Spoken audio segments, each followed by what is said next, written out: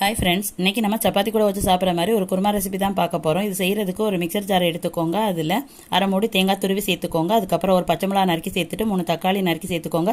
2 துண்டு பட்டை, 5 கிராம்பு, ஒரு ஏலக்காய், 5-6 முந்திரி சேர்த்துட்டு 1 ஸ்பூன் கசகசா, 1 ஸ்பூன் மிளகாத்தூள், 1 ஸ்பூன் மல்லித்தூள், அரை ஸ்பூன் கரம் மசாலா சேர்த்துட்டு தண்ணி ஊற்றி இதை நல்லா நைஸாக அரைச்சிட்டு வந்துக்கோங்க.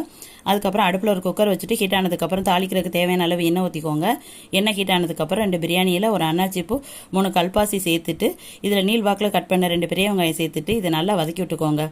வெங்காயத்தோட பச்சை வாசனை போகிற அளவுக்கு நல்லா வதக்கி விட்டு 1.5 ஸ்பூன் இஞ்சி பூண்டு பேஸ்ட்டு சேர்த்துட்டு இதையும் நல்லா வதக்கி விட்டுக்கோங்க. இதோட பச்சை வாசனை போனதுக்கப்புறம் 20 புதினா இலை சேர்த்துட்டு இதையும் ஒட்டாய் நல்லா வதக்கி விட்டுக்கோங்க. இப்போ அரைச்சிட்டு வந்த மசாலா இதில் சேர்த்துட்டு இதை ஒட்டாய் நல்லா மிக்ஸ் பண்ணி விட்டு தேவையான அளவு தண்ணி ஊற்றிக்கோங்க. கொஞ்சம் உப்பு போட்டுட்டு இதை ஒட்டாய் நல்லா மிக்ஸ் பண்ணிவிட்டு மூடி போட்டு ஒரு 3 விசில் வர்ற வரைக்கும் வெயிட் பண்ணுங்கள். 3 விசில் வந்ததுக்கப்புறம் எடுத்து ஓப்பன் பண்ணி பார்த்தீங்கன்னா ரெடியாக இருக்கும் குருமா. இது இட்லி, தோசை, சப்பாத்தி கூட வச்சு சாப்பிட்றதுக்கு அருமையான குருமா. அது மேலே கொத்தமல்லி தழை தூவி இறக்கிக்கோங்க.